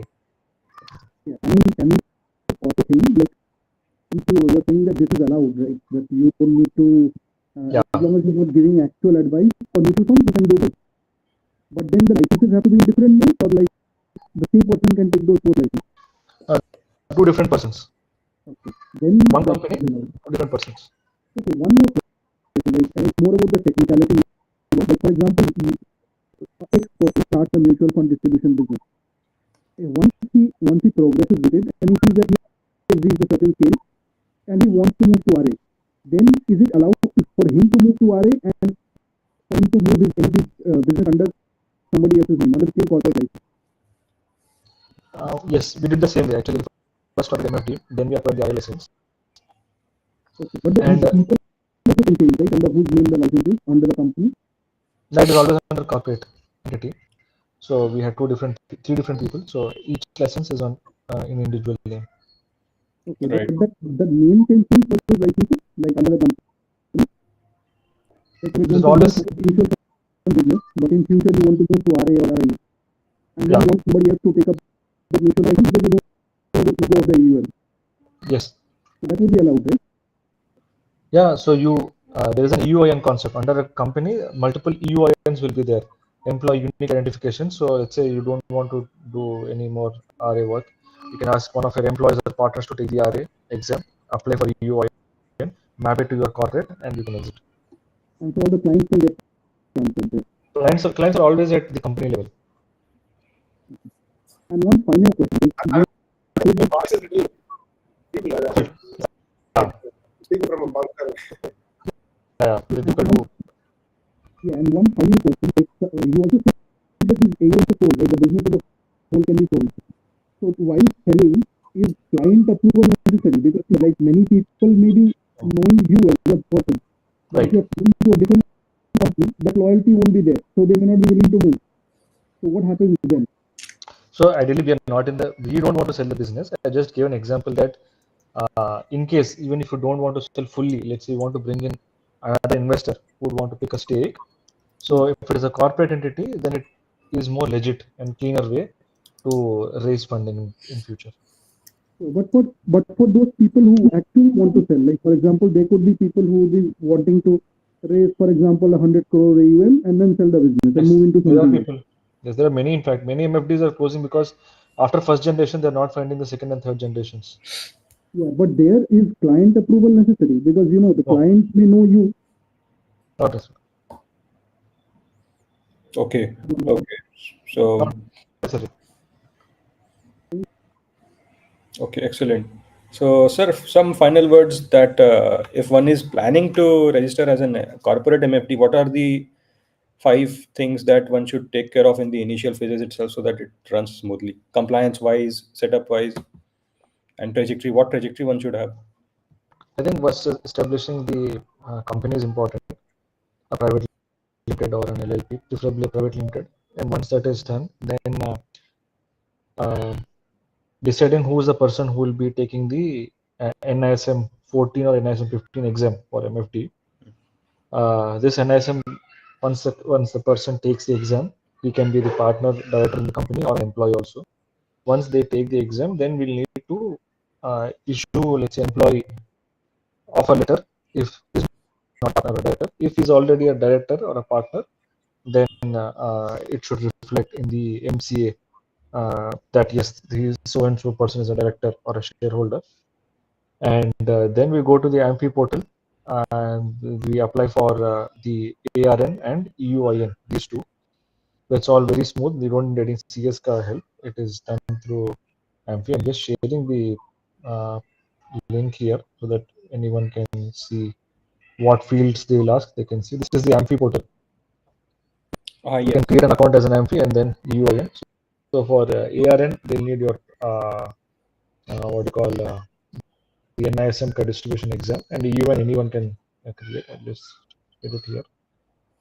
Once that is done, then that's the third step. The fourth step is would be to reach out to any of these AMCs individually if you want to, or maybe as a under a national distributor like Food and NJ, and get yourself enlisted, and you'll have your onboarding done. And from there, you can start to share your own unique deep link or app or code with your clients and get them onboarded. That's it. Okay, got it. And sir, what are your future plans for the next 5-year trajectory?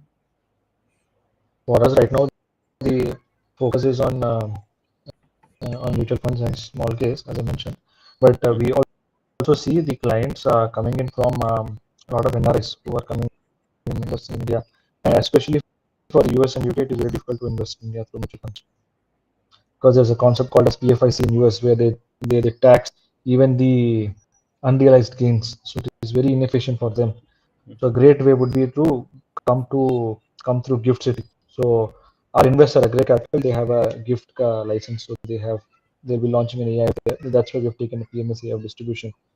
So through that route, a lot of new money is going to come into India, not the existing retail. While the retail will be focusing on MFD, we're mostly trying to position focus on the NRI money that is going to come through the gift. Excellent.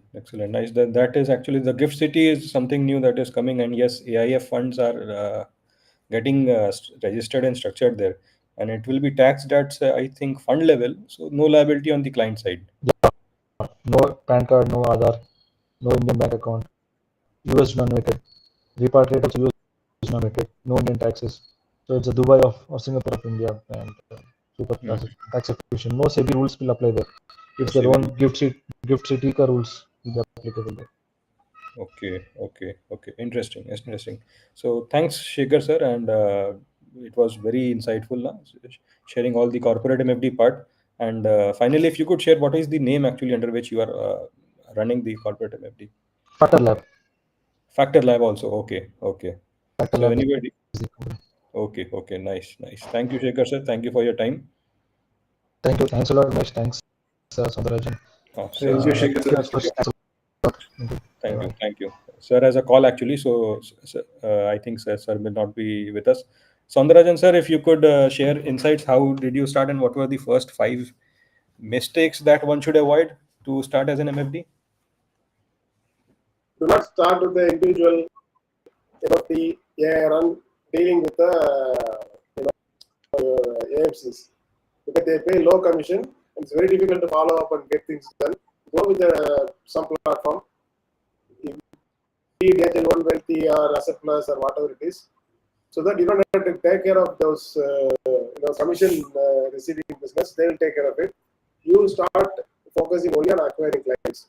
That is point number 1. Point number 2 is segmentation is very important. Don't go with every segmentation. Like what kind of customers you want to deal with. You're going to deal with only with the retirement kind of people, or pre-retirement, or young Gen Z, or middle level people. But for MFD business, a married person with a couple of kids is ideal because they have their own goals. The below 30 people who are not married, they will not be able to listen to you. They may park 5,000, 10,000, but they'll not be able to have a vision of creating a 10 crore. Probably you can try that. And the third thing is, do not expect anything for 3 years. Okay. So you should have a backup money which can fund yourself for 3 years. Okay. Otherwise, you get tired and your energy will drain out in the first year. You will not get anything because the 3 years, the whole world is watching you. How you're going to service me or what you're going to give me. That is what they are watching you indirectly. That thing. Another thing, don't use social media to the maximum extent. That is where you get your business now. It is not the olden ways, right? Or you have a network of going and meeting people in suppose say that if you walk into a central government office or state government office, wherein you can have a session every month. Every month, some 10, 15 people will retire. Okay, and they have a surplus of 30-40 lakhs to park with you because their pension is already settled. Right, everybody is getting today who is retiring from a government office, either state government or central government. Every month 50,000 minimum they are getting, and their expenditure is not 50,000. Okay, so they are getting the superannuation money, retirement money, minimum 80 lakhs. Okay, in that 30 lakhs they'll park it in the senior citizen savings scheme. They feel very safe. Okay, the other money they are willing to park now because of the financial literacy has created for the last 26 years. That's all. True. Okay, so ideally one should not register with the legacy AMCs. So that should be avoided. Yeah. You don't go individually signing up. That is a painful process. You will waste 6 months, 1 year, just to figure out what to do. Go with the platforms, sign up as a EON with your ARN, straight away start the business of acquiring customers. Understood. And sir, what is your plans moving forward? Because you have an active business as well that you are running, the app, the. Yeah. See, our primary business is this MFD only. That is what is going to give us the future, future income. The app business is just something that I'm trying. It's my first investment in the startup because I'm more of a stock investor, value investor. That is something that I'm trying, and if it is becomes successful, I will convert this MFD business into a platform business. Okay. Same every day, I want to convert into a platform MFD business. Okay. Something like a Deserve or a Scriptbox or something like that. Till then, we will run the same old legacy way, not losing our sleep. True. Also, the clients only then are able to stay for the longer term. So we want to get into the platform. We don't know when we make the switch. If we make money in the current I made, then I'll start working at the platform business. Understood. Okay. So Because right now, all other funds are being utilized only for our expenses. Okay. So Mahesh sir. Okay, so my summarization would be to start this MFD business is extremely important for you guys to choose the exact national distributor which is going to align with you. So in my case, like I said, I wanted to go full on with all the distribution channels. Hence, I preferred a broker as my distributor. So choose a broker according to your needs. All right. Secondly, after this is focus on building the SIP book, because SIP is something which is going to continue every month. Okay, lump sums are a part of the journey. They'll come, they may not come. Okay, but focus on building SIP books. Thirdly, lead by example. Okay, what I am seeing, looking at other people like Gajendra Kothari and all those things, they are marketing their own portfolios. Okay, if you can pitch what is at stake from my side in the mutual funds, they will come to you because they know that you have a skin in the game. Okay. Apart from that, as a business level, okay, just to understand the dynamics, you need to be a good marketing person. You need to be a good operations. You need to run a good operations, and of course, you need to do your own research with respect to what funds and etc. So these are the three main areas you need to focus on. Once you're able to focus on all these three main areas initially, of course, up to you reach maybe like at least 10 CR plus or AUM, then you can hire a person also additionally. But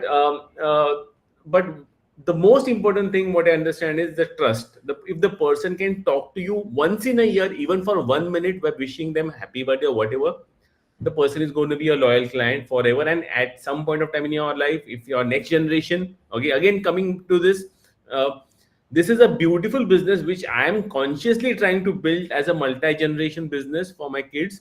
Okay, if not, then we have an option to sell this business also, because this, I think so. Broking business I cannot sell. Any other distribution things we cannot sell, but MFD is a business which you can exit at our 70s or 80s whenever we wish to retire. Absolutely. So national distributor in your case is Angel One, right? Angel One, yes, and Wealthy is the second one, which we have not more than 10% of the AUMs. Okay. Also, that the thing that you mentioned, that you have an active sub-broking work also going, sub-broking business. Correct. So the whole platform UI and the whole user appeal also helps to the client side also. Absolutely, absolutely. Because Angel One is very tech savvy. Even the distributor side platform is also amazing. I don't think so anybody must be having that kind of platform and insights or with the clients and etc. So I mean, you guys can just go yourself and check out, compare couple of register with everybody, but start to onboard with whom you find the ease of doing business. Because And end of the day, we are getting the customers. They are just benefiting from it. We are just paying them a tech fee, right? For whatever percentage you're giving. So see what comfortable comfort zone you have, and not just the platform. Is there a person directly talking to you? Because mutual fund is not a tech business. It is a person-to-person business where even the platform provider should be talking to you directly. true. So yes, and the client helps because he's not jumping from between two, three platforms. Correct. Correct. Okay. So Manish sir, you have a question? I can Yes. see. Go on. Yes, I just wanted, I have one query that in case they change the commission in future, that would be applicable retrospective or for the future SIPs and funds. Interesting. This, I think it will be retrospective. Okay. Because the commissions that have been paid for, that is done, but moving forward, it will be calculated at the new formula. Okay. Got it. So I think Mahesh sir would agree, and Sound sir. Correct. So every month we get this sheet, okay, which you can download and check what are the latest mutual fund commissions. So it keeps on changing every month, but moreover, it remains the same only. But some of the funds it does keeps on changing. Some basis point they do adjust quarterly or sometimes monthly. They do adjust. One more important point I would like to highlight with respect to a broking MFD versus a asset plus kind of or those kind of wealthy MFDs. In broking, your units get stored in a demat account. Okay. In asset plus wealthy, they get stored in a statement of account, SOA account. So if I want to poach Sounds client, I can easily poach them very well from my wealthy. But just by clicking a switch, then everything comes under me. Okay. Okay. But if I want to poach a client from Mahesh Patil who is under Angel One Demat, then the client has to sell the Demat portfolio. And that's where the hesitation comes in, because they would not sell out that portfolio because it creates a taxable event. So that is one of the other reason why I prefer having clients in my Demat account than a SOA. Okay. Conversion and switching, in that case, there is no tax liability, but here there will be tax incidence. Exactly, because SOAs are held in a folio format, so they can just be with the NOC, they can be shifted to me. Only thing is there's a 1 year waiting period for the commission, but I can move theoretically all the business from Sounds to me instantly. Okay. This is very interesting, Without actually. getting a taxable event. Okay. If in case the MFD is going inactive or winding up, so that switching has to take place. So we don't know who will take over. Okay. So we have been on this call for quite some time now, almost 2 hours. So I'll share one example. I hail from Prayagraj, and there happens to be a CSR in Bhadoi. Bhadoi is a carpet exporting belt. They export carpets to all the European, Nordic, and Swedish countries. So CSR has been practicing, chartered accountant has been practicing since 2000. Earlier, he was only managing the books and all the compliances for the companies, these exporters, these business people that were there. And in that boom, somewhere around 2003 or 4, 5 around, the market started moving and people were interested to deploy funds. And these were business people, also local, small and medium and large business people who were deploying funds. CA sir started his practice around 2005 6 ish, and he kept on building up, kept on adding the SIP book, the lump sum book, and these businesses also, the land prices. Somebody was selling their land, somebody was encashing the funds, somebody getting some retirement corpus. And the one USP that he was giving away was कि आपको पैसा तब मिलेगा जब आपको जरूरत होगा. There will be no stickiness to it, because in land there is a lock-in. Turant customer there is available, it may not be available. Flat selling is available, it is not possible. But mutual fund units, one can sell at any day, maybe at loss, not recommended. But yes, the exit is very liquid instrument. That one USP helped CA to build his book from 2005, and today it is 2025. He is at around 800 CR AUM. and this 800 CR is with existing clients because the equity curve has gone up through these market cycles. And today his son is also a CA, I think, and he has an office again in Bhadoi. It is like 80% hyper local, very regional, connect all, everybody knows him, he knows everybody. So he started in that era, and now he's scaling up and trying to get into corporate MFD and more institutional setup and everything. But yes, this whole journey of 20 years, the clients are super happy that they have made money, they have got money for their children marriages, for building a house, or maybe some emergency and medical expenses. All of this liquidity nature of a mutual funds, it does help. And the MFD who has been advising all through this journey, he has also benefited with the value curve that has gone up. So it's a long game, but patience is the key.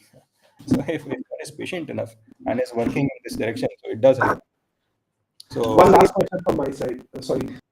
Can one do MFD business while working full time? Is it possible? Yes.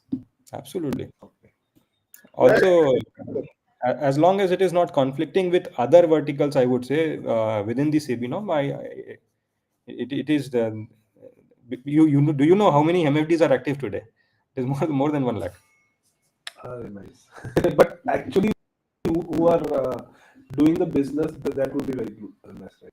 Yes, cream part is the top 1%, 2% is actually playing it in a very, very professional and serious manner. So you have to decide how serious you want to get into book building of MFD. True. Very true. So this was a great insightful call. Thank you, Soundarajan sir, Mahesh sir, for your time, and also it was very, very nice to see you and share your wisdom and everything. But hope that we join in another call when the AUM has grown to maybe say 25 CR or plus. So then Yes. we can 100%. yes, in a phased manner. We go to 25, we go to 50, we go to 100, and Party in Chennai sounds home. absolutely. Chennai Express. Express, yeah. And as soon as I want to discuss about the America market in a separate session. You organize later. Absolutely. We'll Huge opportunity. All of us are missing. I have some thought process on that. We'll discuss later. Sure. But today, thank you for the call. Thank you for your time. Thank you, everybody. Thank And you. I have a suggestion Thank for you. Ashutoshi that you should start a podcast. You are a very good host. Yeah. Hey, it will be good. I am Yes. very happy. Very absolutely. Wonderful idea, Manish. Beautifully Yeah. Ashitoshi. Yeah, very good. That's a very kind feedback, and thank you. Okay, sir. Stay connected. Take care. Let's. Yeah. Yeah. Thank you. Stay connected, sir. Take care. Yep. Thank you. Thank you. Winding up this call. Thank you so much. Thank you all.